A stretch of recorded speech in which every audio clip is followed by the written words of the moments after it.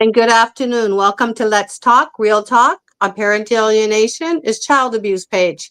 Welcome to the show with Andy and I. Andy is back. He's been having a lot of absentees taking care of his wife who suddenly passed away. So we send you our deepest condolences, Andy. It is a heartfelt, situation to hear you Thank lose a you. loved one, especially when you've been, just a new grandparent and everything. And your struggles are deep in our hearts. Well, And thank you, Mary. Thank you, Mary. Yeah, the government takes money away from you, and it's not a pretty situation. no, it's not. And as hard as you've been trying to keep your wife together with family, it was a struggle both that way for you, because parent alienation ran in your family too. And, we are here for you, Andy. And again, our deepest condolences. And welcome today. We Appreciate have, it. you're welcome, with us is Vernon Beck from Canada Court Watch. He's also Family Conflict Services, and he has a YouTube page with cameras in the court.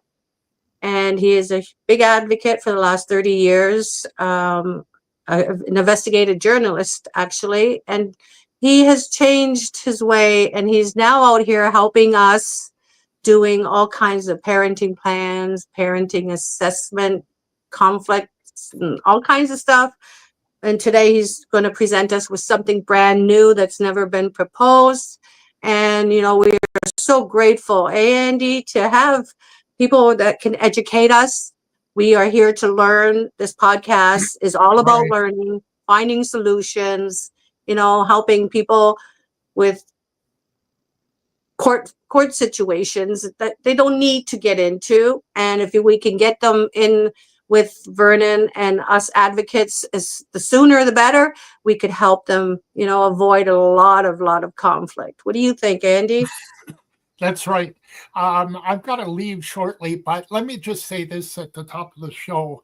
I experienced, of course, my wife passing away, but my wife's sister recently got an invite and met up with her kids who she hasn't seen in 20 years.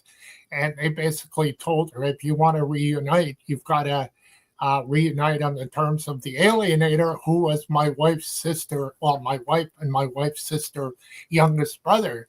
And she says, well, I can't do that. So parental alienation, when you haven't seen your kids and they won't reunite with you after 20, 22 years, is kind of like a death. And that's what she feels like. And we'll be seeing her in Newmarket and Aurora in the next couple of days. And it's like a death because you can't reunite with your children on somebody else's terms. So she's accepted that, and it's a tough thing to swallow. Although they're not gone from this earth, it's still like a death. Exactly. I just wanted to throw that out, and you're kind of in the same situation, Mary, with your Right. It's actually in the DSM. It's called prolonged grief disorder. CPTSD is what comes out of it all, because it's a daily living occurrence, living our living children as a death. And it makes people sick, gives you heart attacks, liver disease, kidney disease, all kinds of diseases. But let's not detour this from Vernon. It's right. it's another topic we can bring on health professionals to talk about what happens to people suffering. So to avoid suffering, It's a suffering situation as altogether. Yeah, yeah. So because my wife is gone, but my kids live on. They are very valuable support for me going forward here. My wife and my son and my daughter. And I feel for people who can't have that because of parental alienation. right. And this is how it's important for Vernon to speak about his new plan here. And this is such an important part, because it's not parenting planned, it's a parenting capacity assessment. And Vernon could explain that to us. So welcome, Vernon. Thank you, Mary, and good to be on the show. And certainly, hopefully, some of the stuff I'm going to present will help a number of people. although the tool that I'm going to be talking about today, and that's what I refer to it as a tool, and there are many tools that can help when parents are separated and prevent parental alienation from occurring. So the tool that I'm going to be reviewing today, it actually consists of about 47 various factors relating to parenting that many would see as part of an assessment, but certainly what we've put together here is much more comprehensive than what many people may call an assessment. People who do assessments, or if you go into courts, quite often the term the best interests of the child is the term that they use, and they say that decisions affecting children have to be made in the best interests of the children. The problem with the system is that there's no definition of what is in the best interests of the children, and of course it's left up to the interpretation of sometimes professionals who use that term, and even up to judges. They just use the best interest. I made a decision based on the best interests of the child. And in many cases, there's no rationale behind that phrase, the best interests of the child.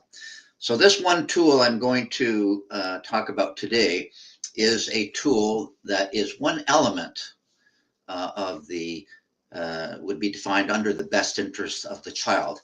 And what it's called is called the Parenting Capacity and Best Interest of the Child Analysis Summary, based on 47 what we refer to as positive parenting capacity factors.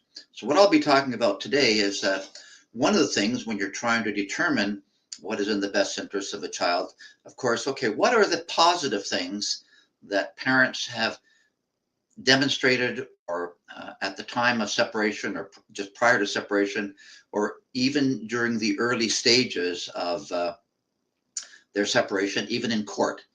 What are some of the positive things that they demonstrate? Of course, it'll be another show. There would be a list of the negative things, would be another tool. We have another tool. It's called child-parent relationship interferences.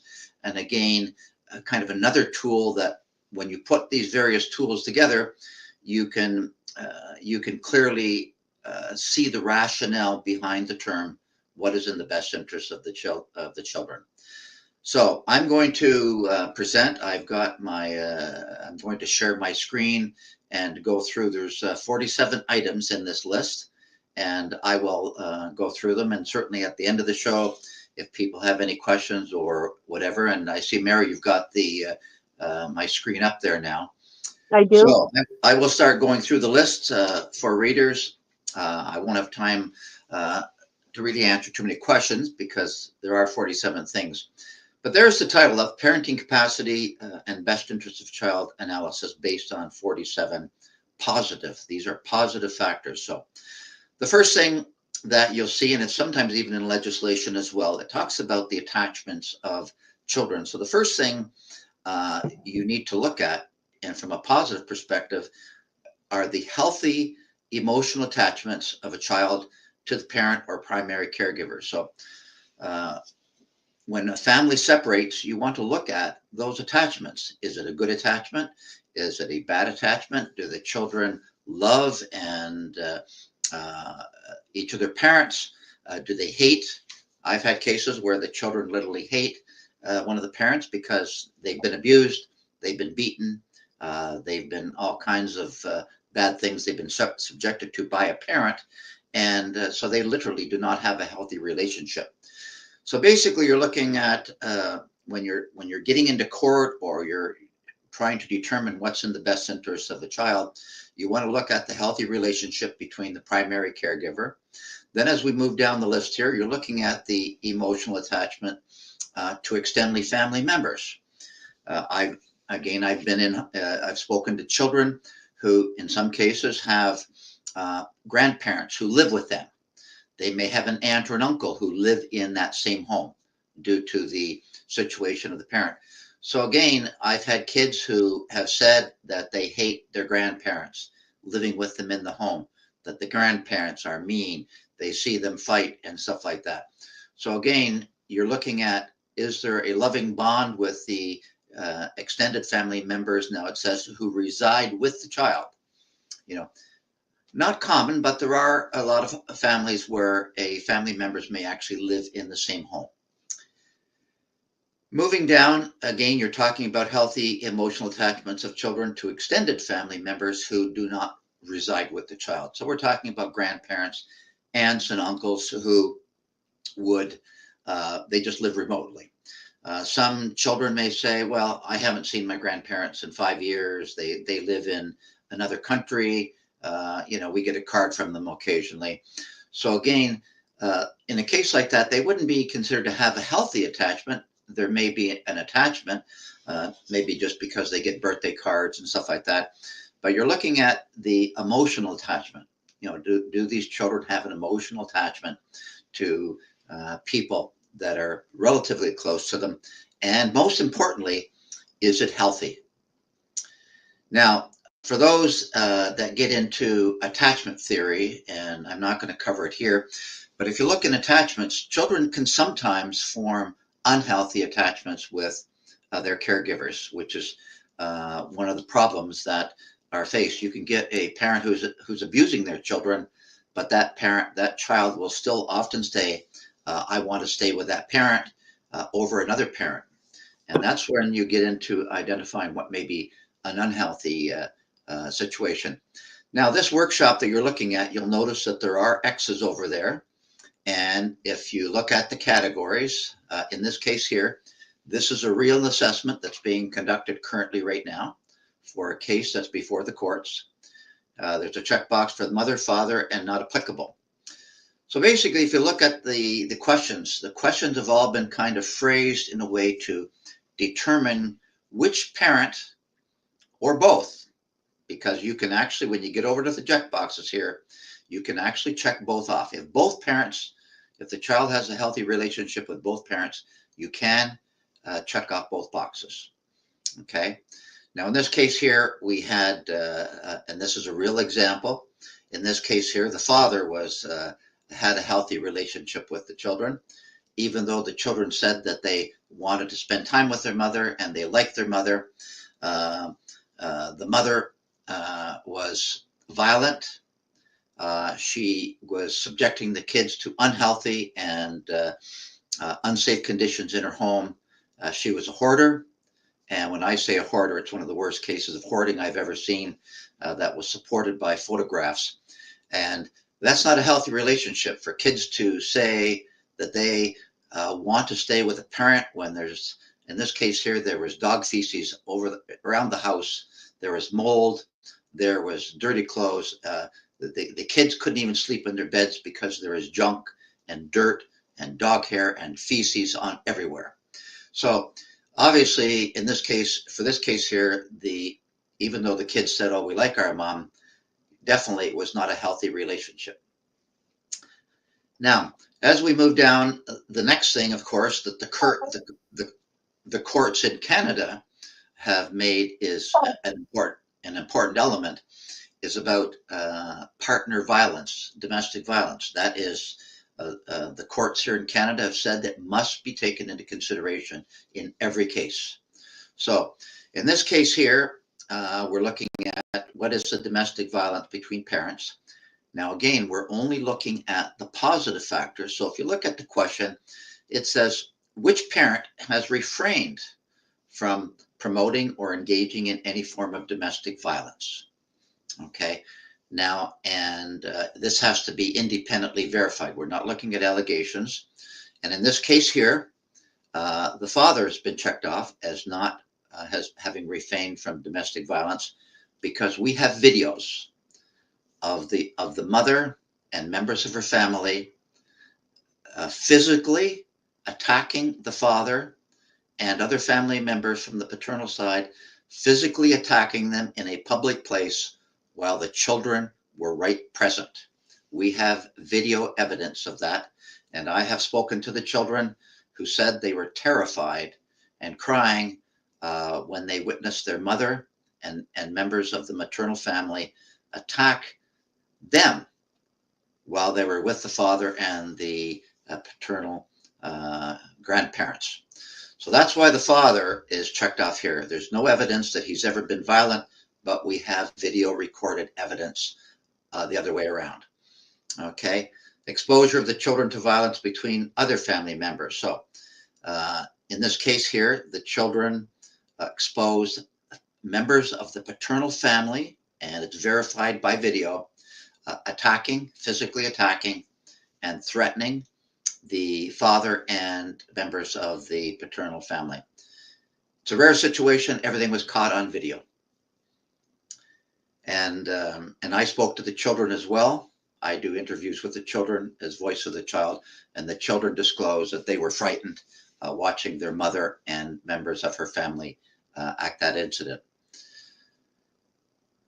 Now we get on to violence between a parent and the parent's current live-in or live out intimate relationship partner. So say, for instance, the children are in the care, they're spending some time with the mom, with the dad, but while they're in those homes, they see their mother or their father get into a fight with their new current boyfriend or girlfriend.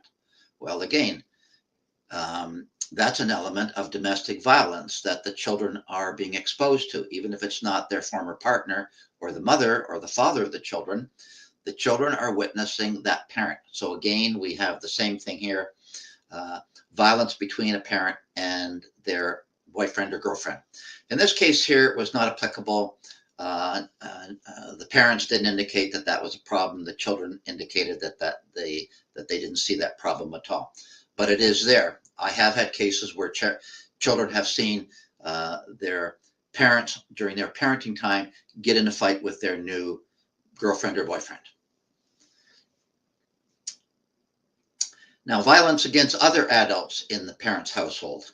Now, again, I've had situations where I have had children, they're living in a home, and maybe that parent is renting out rooms in her home to strangers. It could be, students, whatever, because a lot of people are renting out rooms.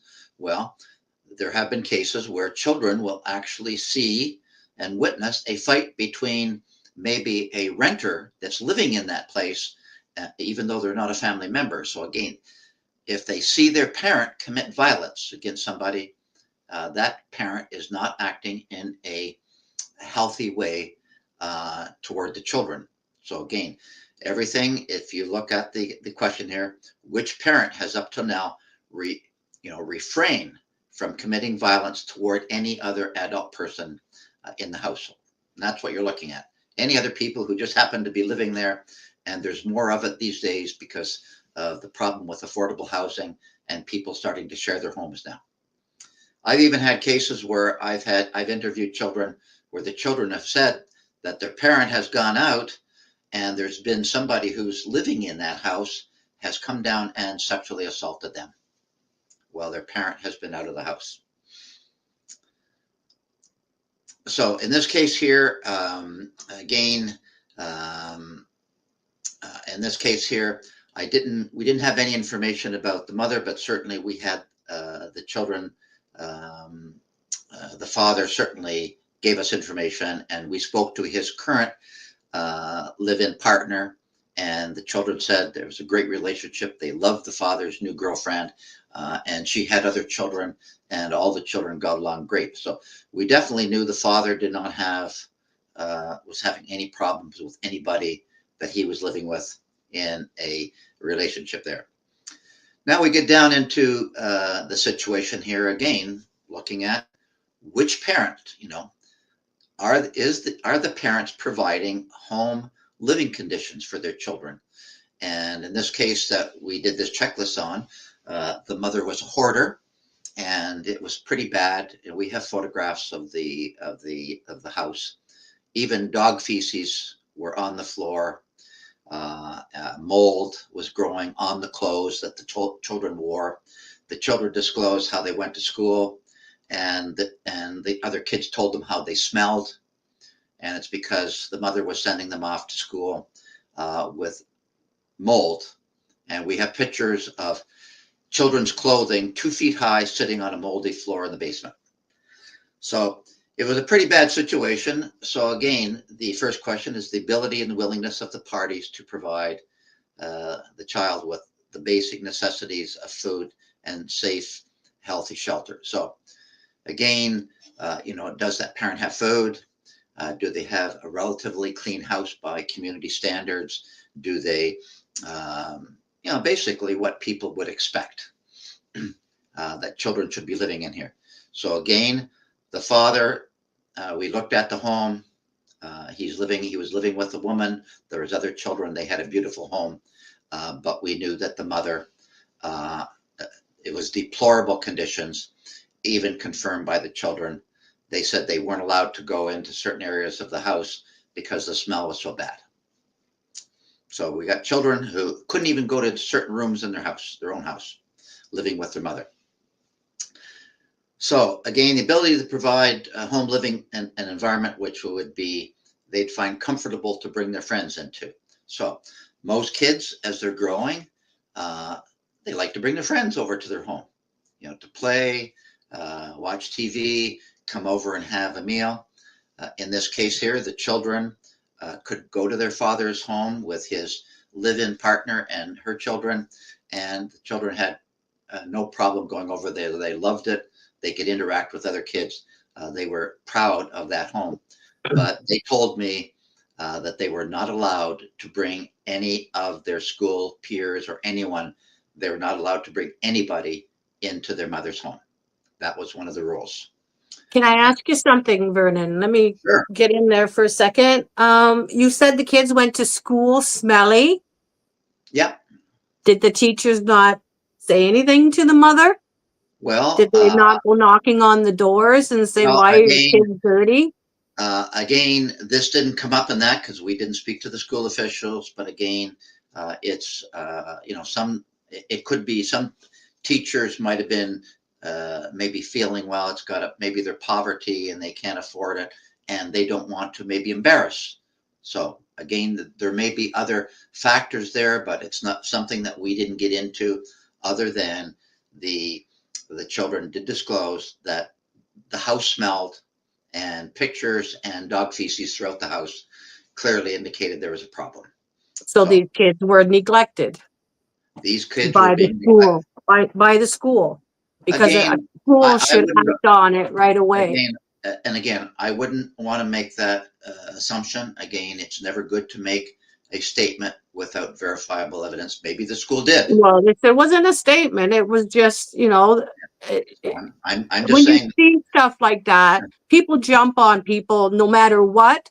But when you got a child complaining, well, someone should whether the say children complain, something. yeah, whether the children complain to their school, I don't know. A lot of kids might have already been embarrassed, and they may, even if the teachers ask them, they might have been really said, "Oh, it's okay, nothing like it, nothing to worry about," because kids sometimes will hide those things, which was the case here. The children were being coached to, because I said the mother told them they were not allowed to bring anybody into the home. Well, That was obviously they were neglected as well, because of any parent at and again, school would say something. that gets back to the first question about a healthy relationship Right, with the right. parent. So they need to be more vigilant Yeah. to So see moving down real, here, real neglect. yeah. So moving down here, we're talking about the living environment that they'd find, and in this case here, no. So the father's home, the kids were fine taking their friends there after school, whatever. The ability of the parents to independently provide the child with the necessities of life, such as food and shelter. Okay. And may have been a duplicate here. Based on the analysis, which parent would be able to provide the necessities of life, such as food, shelter, and a healthy home environment? Maybe a duplicate, because this is a brand new tool we've developed. So again, they should have food in the cupboard. There should be food in the kitchen. And in this case here, of course, the mother would not allow anyone to come into the home. She would not allow, during the course of our investigation, would not allow the police to go in. She would not allow the children's aid workers to go in. She would not allow anyone from outside to go into her home. And, and obviously, and uh, this was the reason why. Now, one of the tools that we have, and of course, this isn't the subject of today, but to do home inspections. I've done home inspections, and people that I work with, we can actually do a home inspection where you go in and you can look in the cupboards, look in the refrigerator, look to see if there's mold in the refrigerator, walk around the house. Is the bathrooms clean? If there are young children, do they have safety gates for the stairs? Is there, are there exits from the building?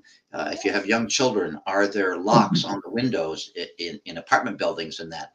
These are things that would be subjected to a home inspection. Now, in this case here, the mother would not allow anyone to go into the home. And we have photographs where actually one of the exits to the home, nobody could get through because it was covered up with boxes and stuff. So there was only one exit from the house. Okay, in the event of the fire, there were fire deficiencies where that the mother was maintaining in this home, and we do have photographs to verify that. So again, and here's another thing: getting down to the willingness of the parents to allow an independent inspection of the home. If a parent is a healthy parent and they are a good parent and they have nothing to hide, and if another parent is making statements or bringing to the attention of the court or to other people that they have a concern about this, that parent should be willing to allow an independent inspection of their home, allow the children's aide to come in, allow an assessor to come in, allow the office of the children's lawyer, allow a social worker. And again, in this case here, the father had no problems doing an inspection of his home, but the mother would not allow anyone to go in. So again, in this case here, the father's been checked off. Now, getting down here to the, again, we're talking about the willingness of the parties to support a shared parenting agreement when circumstances exist, which can facilitate shared parenting. So there's been more than enough research over the last 30 years to support the concept that shared parenting, except in unusual situations, if you have parents that are capable parents and are providing the necessities of life and have healthy relationships, that there's no reason that shared parenting is the most healthiest situation for children. So a good indicator of a good parent who's doing positive things is a parent who is willing to support shared parenting agreement with the children, usually 50-50 or somewhere between that 40 and 60%, providing that the circumstances will permit it. You obviously can't do this if one parent's living, 3 hours away. But if you have two parents who are living in the same community and they can both get to the school with the children and the day-to-day activities, get them to activities such as sport events and Girl Guides activities for young girls and events after school. If you have a situation where both parents have positive factors and they are in a geographical location that they can support equal share parenting or close to 60-40, a parent who's willing to facilitate that is demonstrating a positive aspect. Now, in this case here, of course, the father was proposing shared parenting arrangement. Take the kids. They actually only lived a 6.5. The mother and the father in this case here lived 6.5-minute walk from each other, but the mother would not even allow the children to walk from her house over to the father's house. Even if the kids wanted to go over and pick something up, she would not allow them to walk 6.5 minutes, and they just lived around the block from each other. How old are they? 5 years old and 9 years old. Oh, well, you know what? They're still very young to walk alone. So Well, I wouldn't let my kids walk 6 blocks either. well, Sorry. some parents may say if you got a 9-year-old brother to walk down the street and around a corner, and we're in a quiet community here. Everybody knows each other. We're not living in the seat or in an apartment building, but in this case here, the mother, even though they were already about close to 40% sharing the children for the last 2 years, the mother the mother was requesting that the father be supervised access to the children. The mother took to court and asked the lawyer to put in a request that the father have only supervised access to the children, and they had a wonderful relationship with their father. Well, many do, and it's a situation that millions are going through. But Yeah. if they really wanted the children to switch over, the father should be able to walk at least to the end of the block to meet the kids, right? So that it's safe for the mom not to have an excuse why she's not sending her kids alone. Yeah. There's always a solution to these problems. Well, there is, and that's what parenting coordinators are about. That's right. So, yeah. Now, the willingness, again, gets back to this basic, a parent is demonstrating a positive parenting capacity of themselves. If they're saying we can, the circumstances are such that we can share parenting of the children, and I'm willing to do it. That is a positive element. In this case here, even though they had shared parenting for the last almost 2 years, now that was going to court, the mother wanted supervised access for the children, and the children clearly told me they wanted, during our interview, the children said they wanted it to remain the same way it was, and they wanted to be able to see their mom and their dad equally. And they should. And so they should. Yeah. So again, when it comes to becoming to the capacity, again, the father has the positive. He is supporting it. He took our parenting education program and he prepared a parenting plan where he proposed shared parenting to the mother. And so far, the mother's lawyer have rejected it. Now, of course, the idea of supervised access, we know that when the mother went to a lawyer to start the court process, the lawyers like to engage in litigation. They like to engage in an adversarial position. And of course, probably the request for supervised access was probably done at the suggestion of the lawyer, and to say, and usually they take the approach, well, you go for everything, and then that gives you some bargaining room, so that you'll come down from. So basically, to go from almost 50-50 that they've had, and then for anyone to suggest that they're going to go to supervised access was certainly not a positive element for this mother in this case here. Now, parenting plans to move the family forward. Again, the willingness of the parties to make a fair and just parenting plan that would support the best interests of the children. So again, if you have a parent who says, I am willing to provide a parenting plan, here it is, I've learned the techniques of a good parenting plan, that is one of the best ways to avoid or minimize litigation, is to let everybody know, what are you proposing? Don't leave it up to a judge. Don't leave it up to assessors. Go in and gather the knowledge and be prepared to submit a plan to the other side, so that if somebody looks at your plan, whether it's a judge, a social worker, a psychologist, or some professional, they can look at your plan and say, that's pretty reasonable. This person is really trying. So the parent who is demonstrating their willingness to propose a parenting plan, that is a positive factor. And in this case here, the mother was requested and her lawyer were requested, please provide us with a parenting plan. They refused. Okay. Parenting plans, arrangement proposed. Okay. Which parent is willing to provide a parenting plan that is fair and just, as far as not only just providing the plan itself, but are able to provide a fair conditions within that plan. Okay. So again, if an assessor or someone was to look over that parenting plan to say, is this a fair and just parenting plan to both parents as well as to the children? And does it represent the overall best interest of the child? Now, certainly for many decades, and certainly in Canadian law, the term maximum contact principle has been kind of referred to in law. And it's been one of the principles is that when parents separate, certainly you should try to encourage maximum contact between two parents, which in effect would result in kind of an equal parenting or somewhere between that 60-40.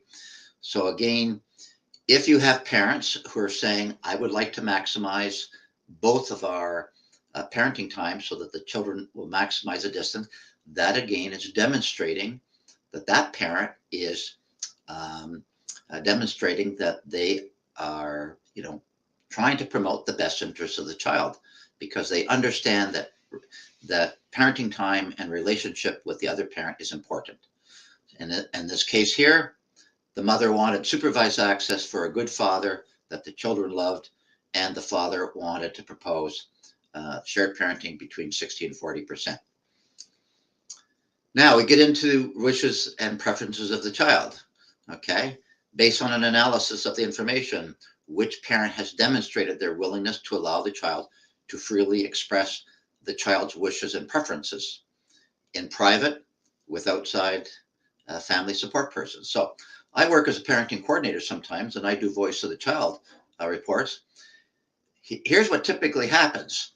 A parent knows that their child, if that child was to speak to anybody, was the case here, that child is going to reveal abuse, neglect, and in this case here, a home that was unsanitary and unsafe.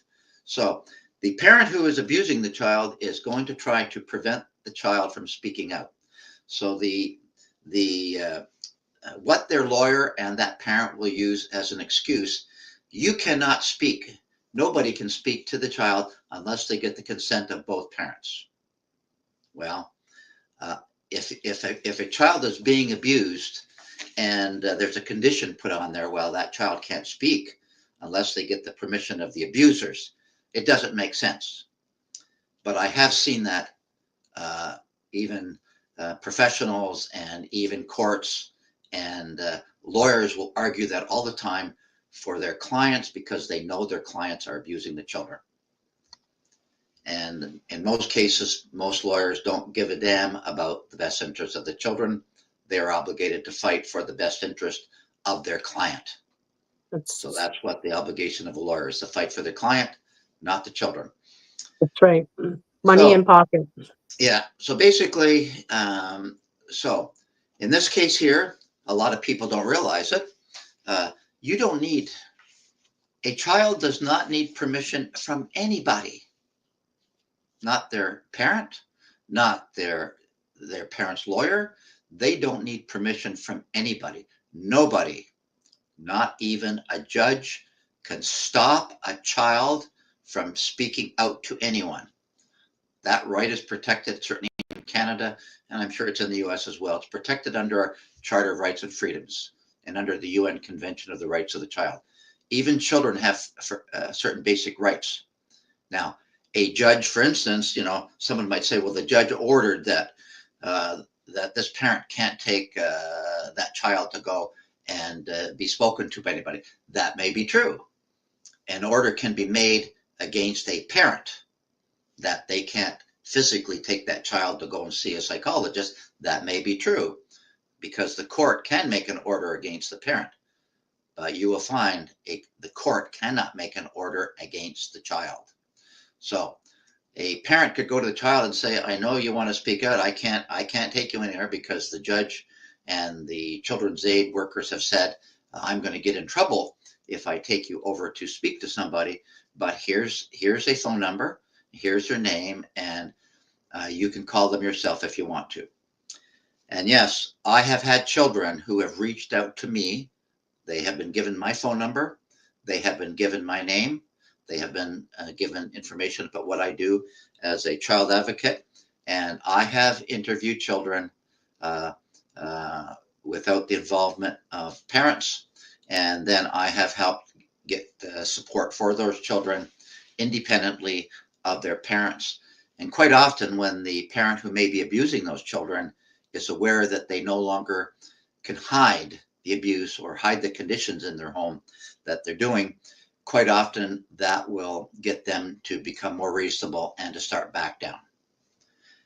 That can be a powerful influence. So what children have to say can be a powerful influence. So from a parenting perspective, A parent who is demonstrating their willingness to, yes, you can speak to my child, that is a positive factor for them. And in this case here, the mother and their lawyer said, these children can't speak to anybody without the consent of the mother. Well, she's abusing them. So, but anyways, I did speak to the children. Okay. Even in this case here, the children did give me their consent to speak to them. And certainly part of doing a voice of the child, you get the child's consent. The child has to understand why they're speaking to you, and they understand how the information from the interview is going to be used later on. So that's all part of teaching the children. Sometimes I'll talk with children. Sometimes I've talked to children for 2 or 3 months. We'll talk on a regular basis, all privately. The parents don't know what we're talking about until such time as a report needs to be generated or something happens. Anyways, moving on here. So the past wishes, this gets into a situation, for instance,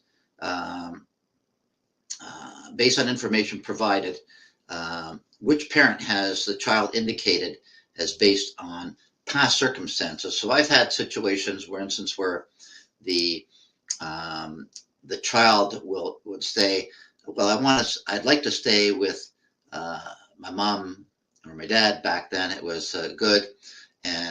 But here's a question that I sometimes ask kids. I'll say, if something was to happen and for whatever reason your parents got separated, but they both got jobs, and one parent had to move out to the United States and the other parent had to move over to, had to move over to another country, and you could not go back and forth between the parents easily.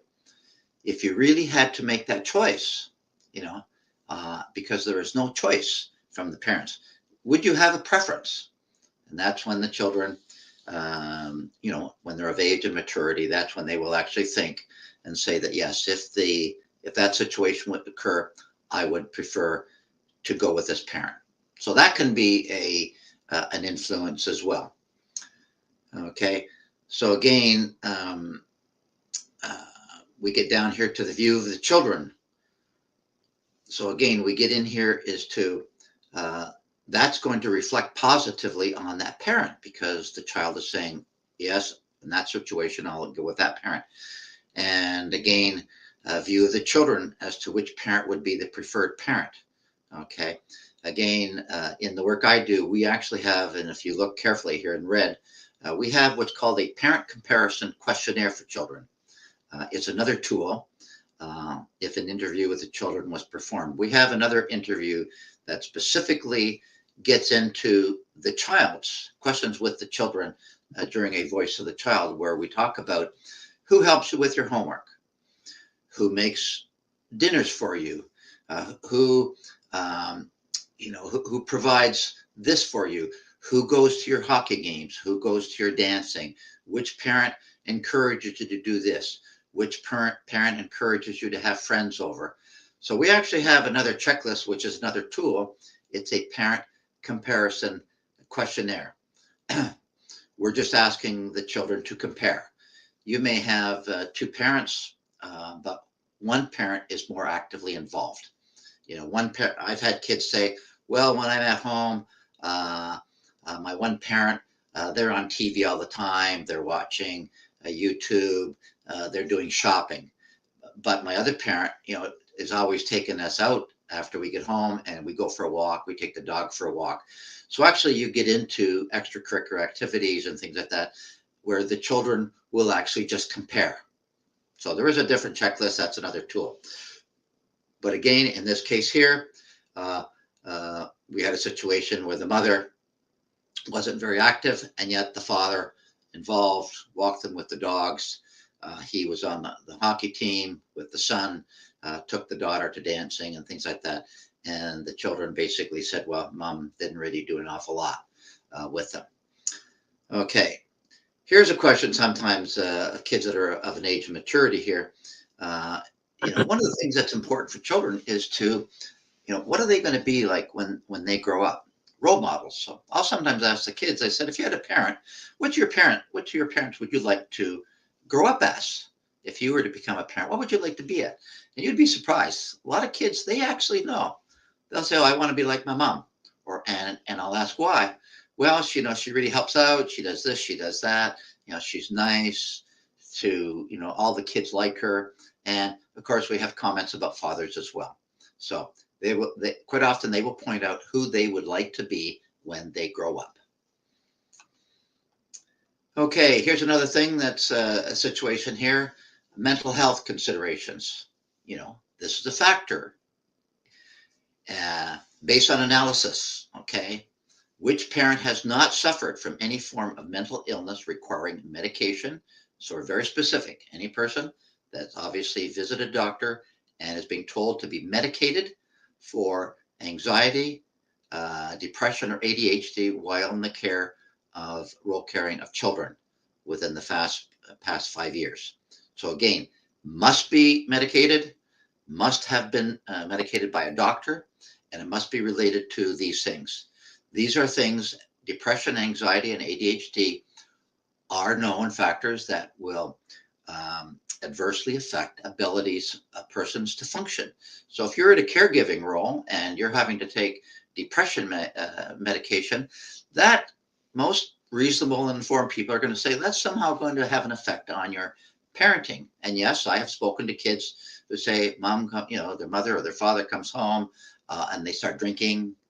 Okay, they lay on the couch and they say, don't bother me, I've had a bad day.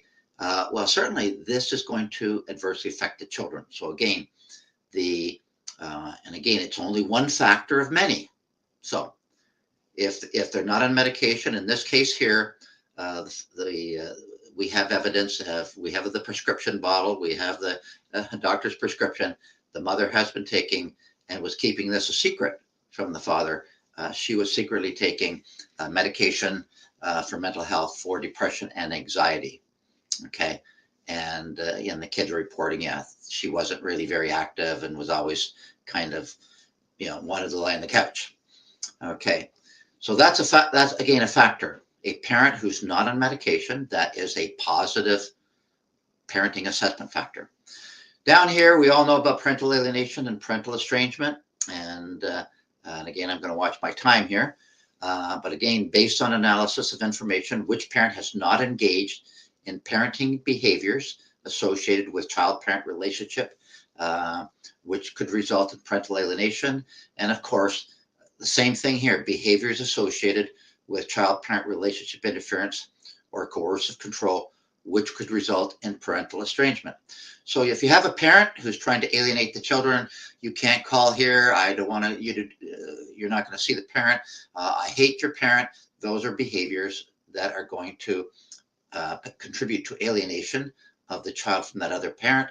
But at the same time, those behaviors can also contribute to that child hating the mother. So an alienator can actually be shooting himself or herself in their own foot by engaging in what they think behaviors trying to get the child away from the other parent. So they can have parental alienation or parental estrangement. Willingness of the parents to seek outside support to reduce conflict. So outside support, could be certainly, we could mention lawyers, although they quite often cause more harm than good in many cases. But we're talking about, in this case here, willingness to accept help from community support service organizations. There are many service organizations, such even family conflict services that I work with. We're community-based. We provide help to parents in regard at time of separation. Now, a parent who is being abusive and trying to hide stuff, in this case here, we did approach the mother. We sent out a letter. We offered to say, we can provide you with some parenting education. We can provide you with parenting coordination. We will assist you to do a parenting plan. The mother basically told us where to go. And on top of that, alleged in her court documents that because we had contacted her, that our organization was harassing her. So this is how far an abuser and someone who's trying to hide something will go. They will make false allegations against anybody who they see may affect the efforts they're doing to get control of the children or to alienate the children. So How important is it for advocates to be doubled up for protection like that? what do you mean doubled up? Two people that go to the person's house to ask Well, again, questions. usually, you don't necessarily getting into the way advocacy is done. I don't want to get into that at this point. But basically, certainly with our organization, with Family Conflict Services, we only work with two people. We usually have a male and a female to reduce this element of bias. And of course, we do a lot of volunteer work and very low cost. We sometimes provide parenting coordination services, sometimes as low as $100 a month. It's so the idea. It's very inexpensive when you get community organizations involved. But anyways, getting back to the list here, because I know we're getting onto time here. Again, We're at 50 minutes now, Vernon. yeah, I know. A parent who's willing to get help, it's a positive factor. Okay. Willingness of the parents to encourage support from extended family members. A parent who is saying, my family, my grandparents and my parents and my brothers and sisters would like to help as well. That's a positive sign. In this case here, the father had grandparents. We could talk. The grandparents were willing to talk, even go on video to talk to us. The mother it basically said, if you contact any of my family members, I'm going to seek a restraining order. So she did not even want her family members to know what she was doing.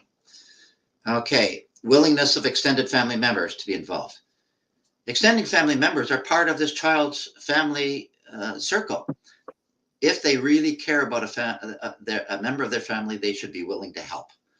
And in this case here, the father's family and extended family more than willing. His partner and her children are more than willing to help out. But when we reached out, and we usually just send out an email to extended family members saying, we're offering these services and we would like to help your family solve this problem. We again got feedback saying that if we contacted any of the family members, they would contact the police and make allegations of harassment against us. So these are all indications. So again, when parents don't engage in that behavior, it's a positive factor. Again, we get into other factors, providing the child with stability, involving peers. So a parent who gets the peers at school, gets them involved with activities in the community, invites friends over, takes friends on some outings and things like that. That's involved in the community. That's stability. Stability of the community. You have parents who indicates they want to keep the child in a stable community, keep them with their friends and family, and they're not going to be moving every year to a new apartment, whatever. So in this case here, the mother wanted to move the children away. She wouldn't say where. The father made it very clear he wanted to keep the kids in school. Certainly it's January now or February. He wanted to keep the kids in. So the willingness of the parents to provide children with guidance and help with education. We're talking about who wants to help them with their homework, who wants to sit down, help with school projects, take them to the library, stuff like that. In this case here, we weren't quite sure the mother, but when I asked the children, I said, do your parents help you with your homework? And in this case here, the kids said, yeah, both mom and dad, they both help us. So we checked off both. Promoting physical health with the children. Again, we all know that physical health contradicts obesity, and it will lead to lifestyle changes that will encourage these children later in life to be basically health. So again, which parent has demonstrated promoting their child's physical health and well-being? Do they take them out on walks? Do they take them to do things, go on hikes in the summertime, do things like that?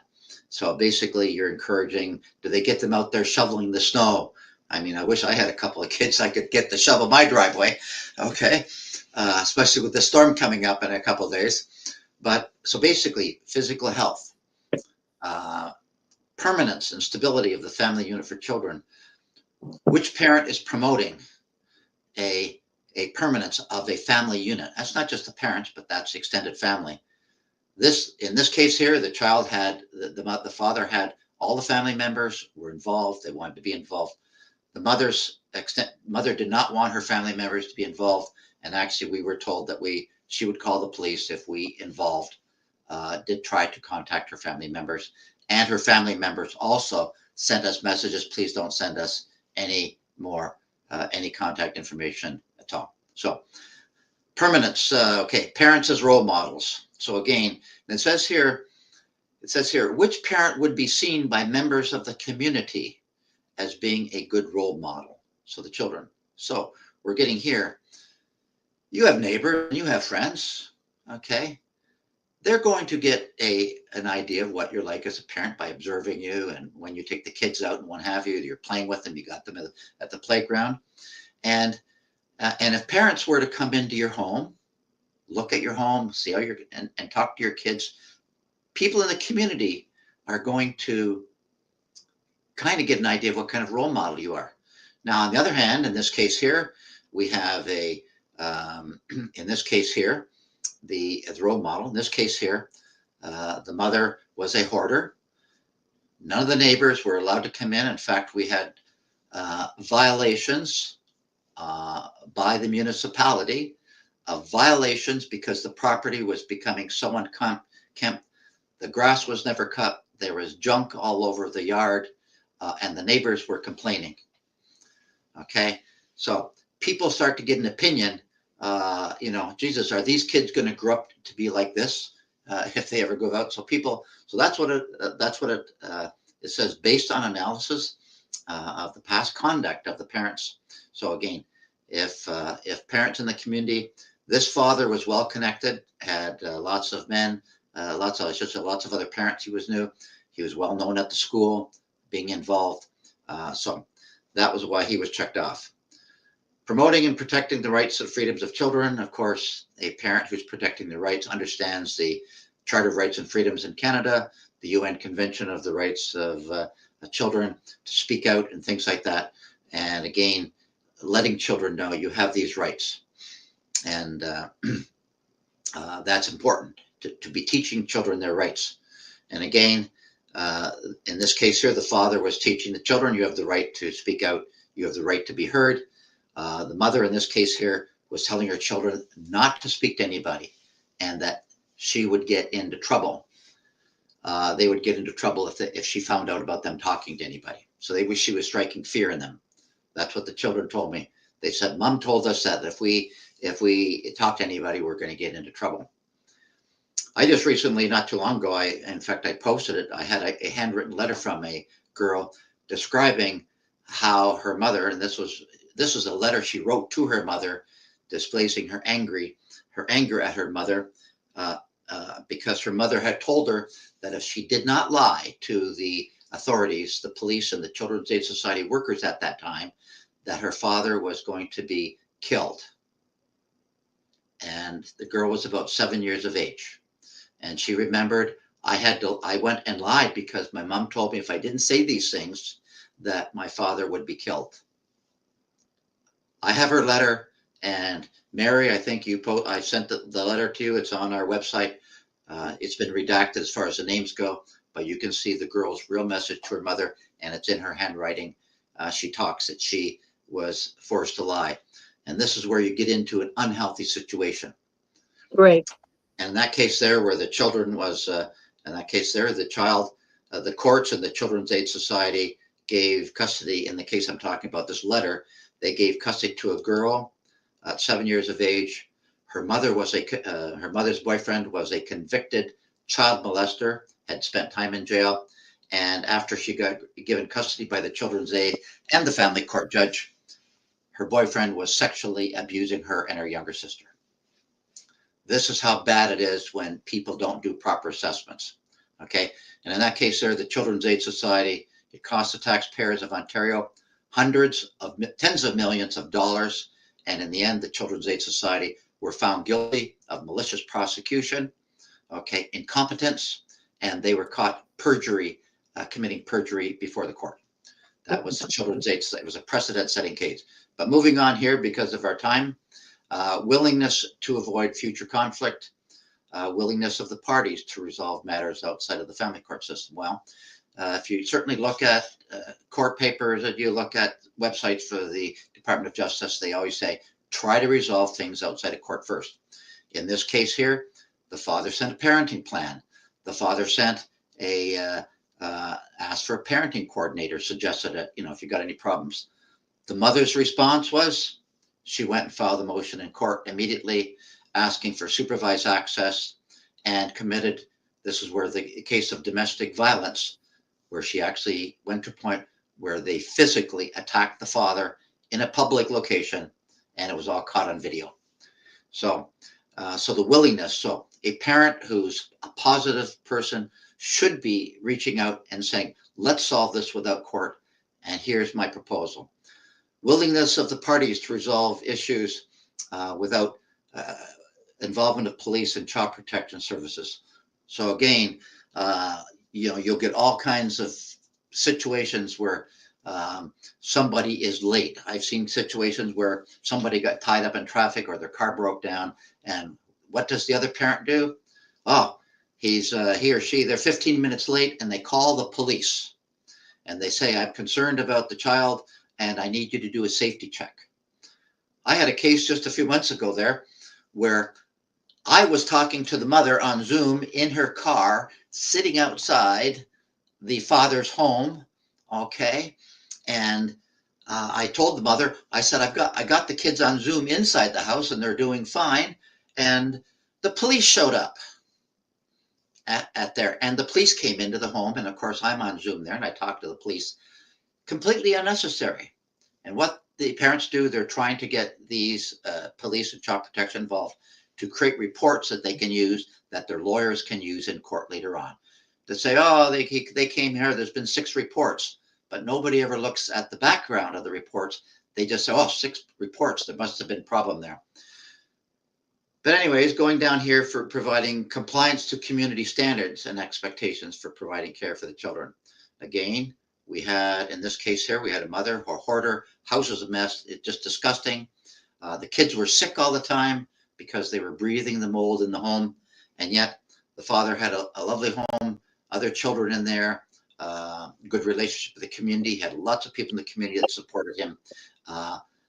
So again, when a parent can demonstrate that they're not engaging in behaviors, okay, then that's a positive factor. Now, getting down here near the end here, supporting the administration of justice. Okay, everybody, every Canadian, every person, even in the US, we're all supposed to be supporting and doing what we can to support our justice system and our family courts. So if there happens to be a court order, okay, certainly parents who have demonstrated their willingness to comply with a court order, that's going to be a positive factor. In this case here, the father was following the court order. And in this case here, the father, when they went to court, the judge actually made an order that the father was to be allowed into the property because he was the co-owner of the property, that the mother had kept him out for the last year, that the order that the father be allowed to go into the home. And today, it's February the 11th. As of today, the mother has not complied with that court order because we're suspecting in all likelihood she has not managed to clean up the hoarding and the disorder in her house yet. So she's in violation of a court order. So basically, it's only the father. This is the positive checklist. Okay. Responsible and respectable use of the family court system is you're going into the court system, and unfortunately, lawyers, and in this case here, the lawyers go in with a bunch of crap, bunch of false allegations, paperwork. You got 4 days to respond, or we're going to file an emergency motion, blah, blah, blah, blah, blah. That's not using our court system responsibly and respectfully. The court should be used as a last resort. So a parent that goes in gung-ho, ready to do this, is supervised access for you, and you're going to do what I tell, and I'm going to get a court order to do this. They're not demonstrating. The father did not file the court papers. He tried to present a parenting plan. The mother refused, and without notice, the mother took him to court, and he was just served a surprise notice. Consent to involvement of the Office of the Children's Lawyer. And again, this was actually, both parents are down here because it's pretty difficult for a lawyer to tell their client, well, we don't want the Office of the Children's Lawyer because that lawyer is going to want to go into your house. but the lawyer probably would have said, if you don't refuse, the judge is not going to be very happy, and the judge will probably give an order. So in this case here, we checked off both. Father was fully supportive of getting somebody in that home, seeing as the mother wouldn't allow him to go into the home. He wanted someone independent to go in. So at least the office of the children's lawyer, and she probably really had no choice. Consent to allow a voice of the child interview, same type of thing. There hasn't been where there is actually a formal consent in this case here, because we haven't done enough in investigation. So it's just been checked off as not applicable in this case here. Making reasonable requests for family court orders based on an analysis of information, which parent has demonstrated their willingness to make reasonable requests of the court. In this case here, the father, when the mother did take him to court, on a surprise motion, the father still said, well, all he was asking the court to do was to have shared parenting and to get a parenting coordinator and to move ahead. The mother's request was supervised access, and I can move away from the community. That was what she was requesting. So obviously the mother's not making a reasonable request of the family court orders under the circumstances. So another thing, consent to allow disclosure of documents from third parties. In this case here, the mother had made false allegations to the police, never went anywhere because she had no proof. So, and she had called the Children's Aid Society, okay, trying to claim that, harassment, domestic violence, he's contacting me, okay, he's having the children talk to other people, okay. Well, in this case here, it hasn't been checked off because there hasn't been a request yet, but a parent who is trying to hide stuff does not want records like that to be analyzed or looked at. So they want to hide any police or Children's Aid Society records. So they'll refuse to give their disclosure. So it makes it difficult for the person who is trying to get disclosure to obtain them without the other party's consent. It just puts a barrier into seeking justice. And we're getting near the end here because 47 is the last one down there. But changing the status quo of children prior to trial without the prior consent of the court. There is court, and I've got case law and quotes from judges. Basically, a general rule of the thumb is that they do not want parents changing the status quo, such as moving out of a community, doing this, anything that's going to drastically change the status quo or substantially change things until there's a trial. So, in other words, don't move with your kids. And in this case here, I was in the court and for the first court hearing, and the judge made it very clear to the mother, you'll be in trouble if you try moving out with these kids. Okay, that's what the judge stated. So the idea is that the courts, so a parent who has demonstrated their willingness to maintain the status quo, okay, while things are being, for the child, is going to be respecting the courts, and of course is going to be a better role model. In this case here, the father was willing to keep the kids in school, keep them to where they're going, keep them with their activities, their hockey and dancing, everything else. But the mother wanted them to move them away where they could not attend their same school, they could not attend their activities that they've been going through ever since kindergarten. So that's why the father checked off.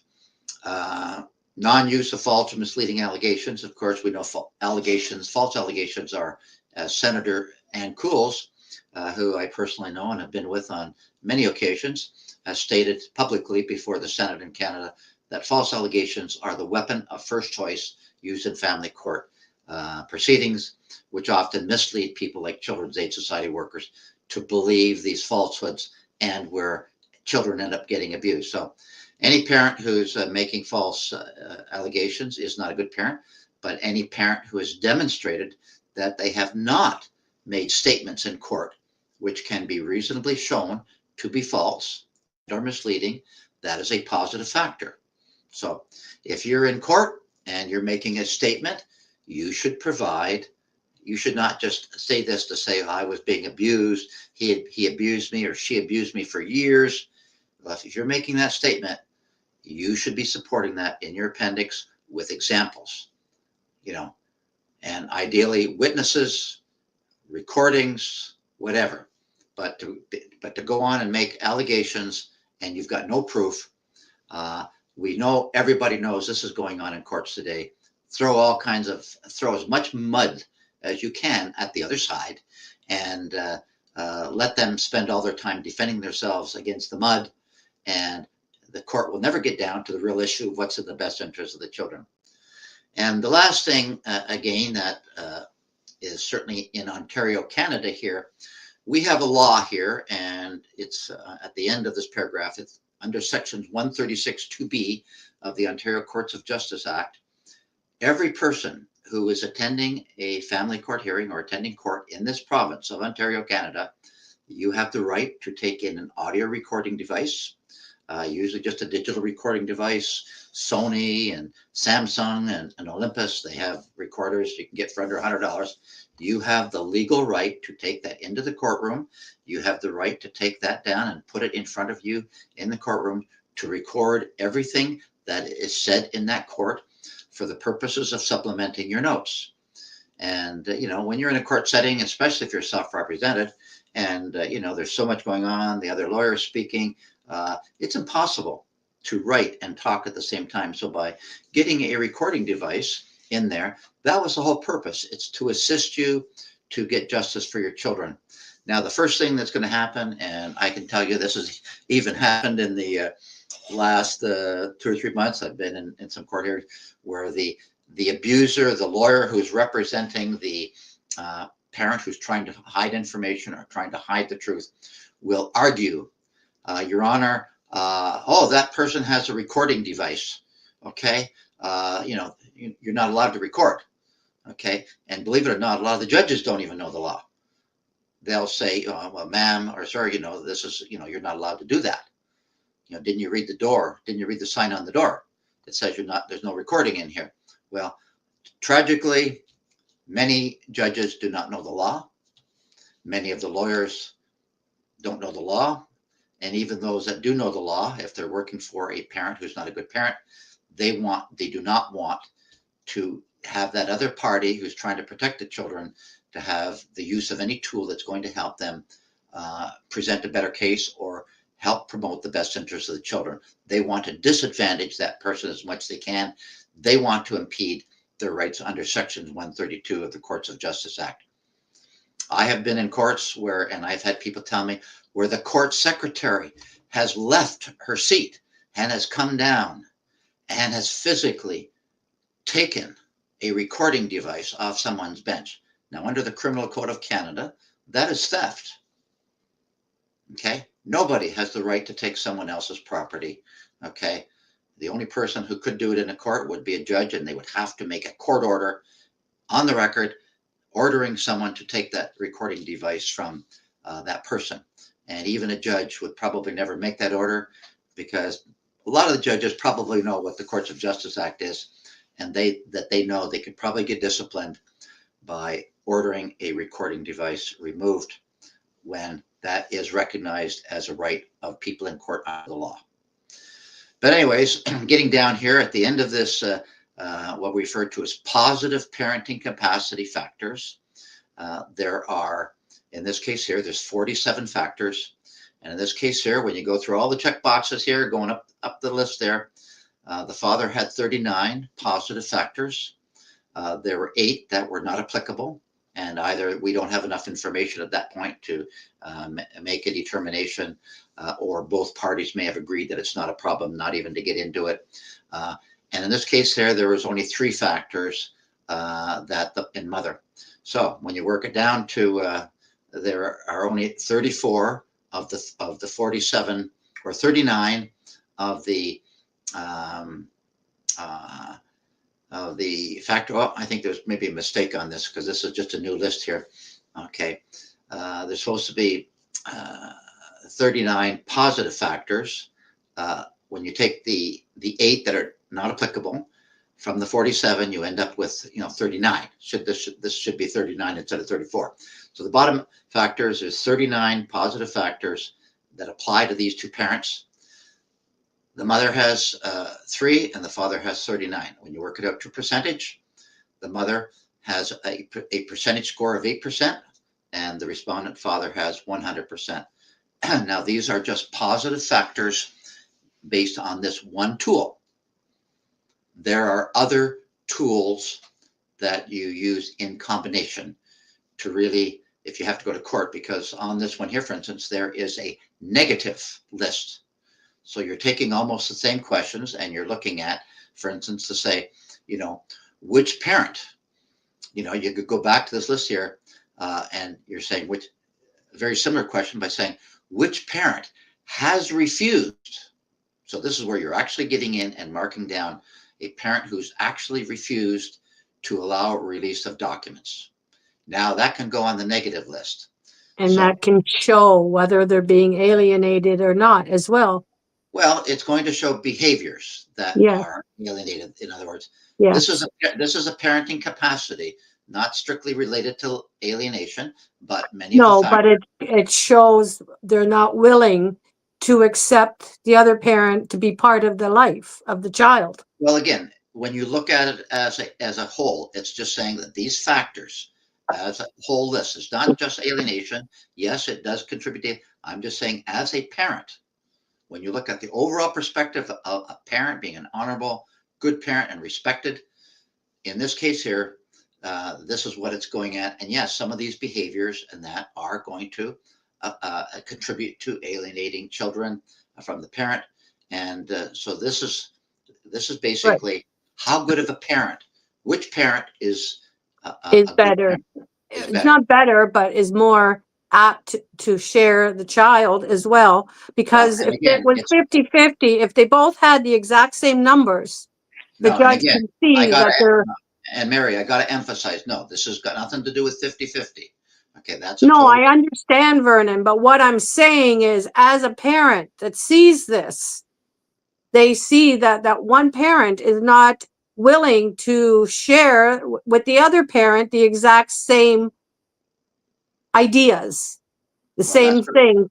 Keep the house clean, take the children for walks. If yeah, both you're of looking. them are doing it, the judge can see that, okay, these parents both deserve the children. Yeah. So basically, you're looking at the in a sense, you're looking at the capabilities of these parents to be a Right. good parent and be a good role model. And because it's not only just to their children, but they're showing respect to other community services, Peers. such as the courts. They are Right. respecting our administration, and they are respecting the police, but by not wasting police resources. Right. We need the police out there catching these people who are stealing cars. We don't need Yeah. police. We don't Not need police cheating. going around. We don't need police going around and doing safety checks because my kids are 15 minutes late, your officer. We don't need, so we need people to respect community standards. So this is kind of what that checklist is.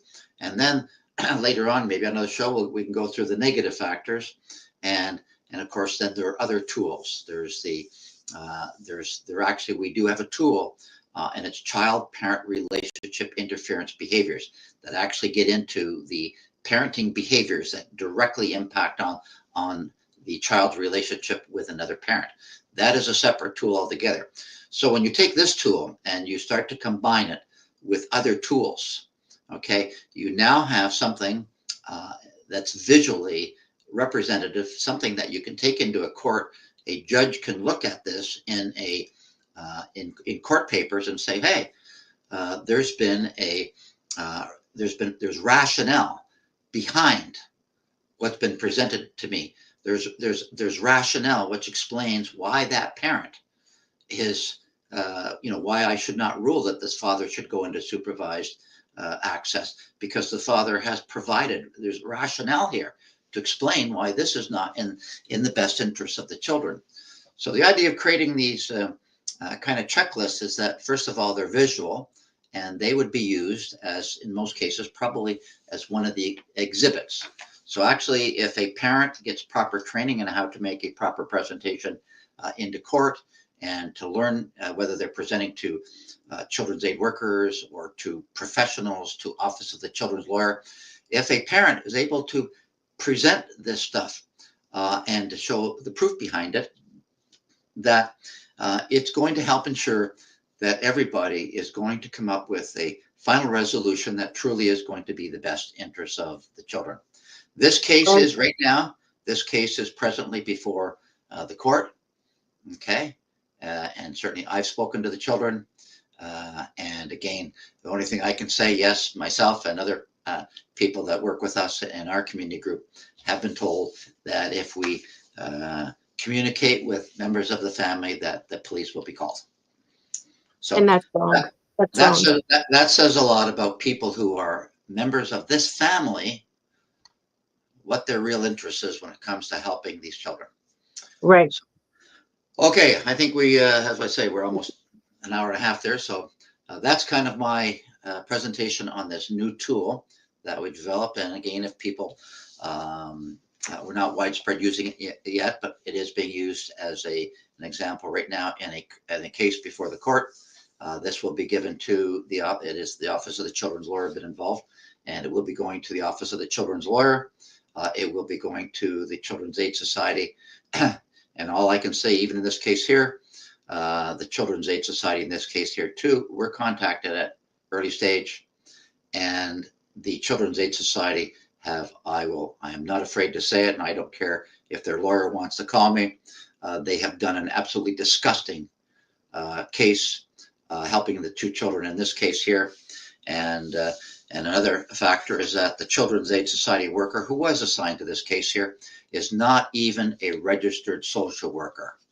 So we have people who they call themselves child protection workers.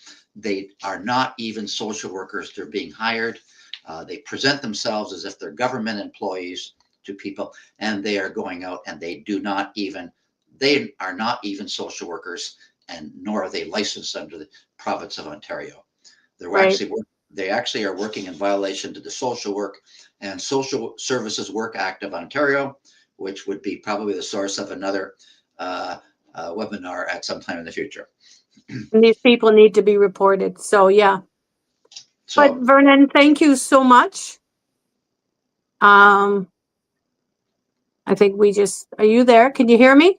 yeah, I can hear you. And Oh, yeah, okay. if anybody looking for help in court at an early stage, and by all means, they just have to contact us or reach out to me, and we do work as teams to help people who are certainly at early stages of family court or prior to getting into family court.